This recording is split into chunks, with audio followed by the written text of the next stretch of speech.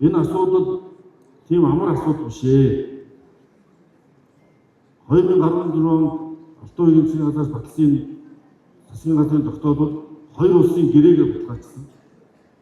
Хоёр улсын гэрээ бол улсын хуулийн түвшинд үйлчилдэг.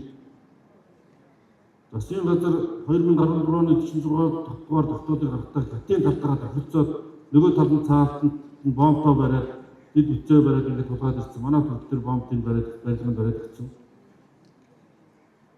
Тухайн үед цагаан дэл үлдсэн бомбыг нээснээр өмнө Хувь аймгаар дамжсан Хятад Оросыг холбосон тээврийн шинэ коридор байгуулах боломжтой гэж үзсэн юм билээ. Цаашаа юулийн эдийн засгийн төстэй холбогдох хөх хот бугад орц яргаа за удмаар Бохай тэнгис эдийн засгийн тохиолдолд далаад гарцын бомб цагаан дэл дуулан бомб тээврийн чухал сууг болно гэж тухайн үед засгийн газар шийдсэн. Би бас нааш эрэхтэй энэ асуудал хамгийн чухал эмзэг асуудал. Бас энэ дэргэдийн тавьж ядах асуудал энэ орцонгийн говьгоо хамгаалах арга төрийн бүс байгууллага иргэдийн санаа шилжүүлээс бид бас наривчин судалсан. Тагнуул цагдаагийн байгууллагаас шалгуулсан. Энийг одоо бас ард үеийнхаа саналаар хүчингү болох ямар боломж вэ гэж судалсан. Би үннийг хэлэх ёстой. Чадахгүй юм а чадна гэж хүмүүс худлаа хэлж чадахгүй. Би бол одоо засгийн газруудын нэг шийдвэрлэх боломжгүй юм байлээ. Хүчингү болох боломжгүй юм байлээ. Яг л энэ 2014 онд хоёр улсын засгийн газрын зэрэг шийдсэн. Дараа нь 2017 онд улсын бүрт хуулийн өөрчлөлтөөр хуулиар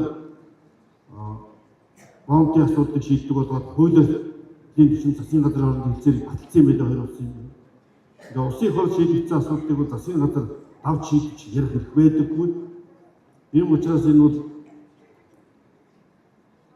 яаж энийг одоо эдийн засгийн чухал ач холбогдолтой энэ төслийг том зургаараа Монгол улсад хөгжил төслийг дэмжих боломжийг хаахгүйгээр нутгийн ард иргэдэд ээлтэй байгаль орчинд халгүй балгүйгээр стандарт шаардлагыг хангаад ийм ямар боломжуудыг талдаас хайх ёстой тэгж л ажиллах шаардлагатай.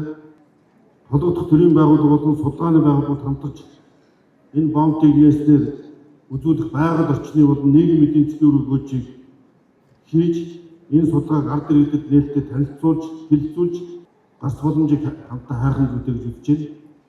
Тийм учраас ийм чиглэлтэй байна. Тийм учраас хоёр улсын засгийн хурлын дээд түвшин шийдсэн асуудлыг бол энэ ч бол би сайн болох гээд удаан амлаж болж чадахгүй.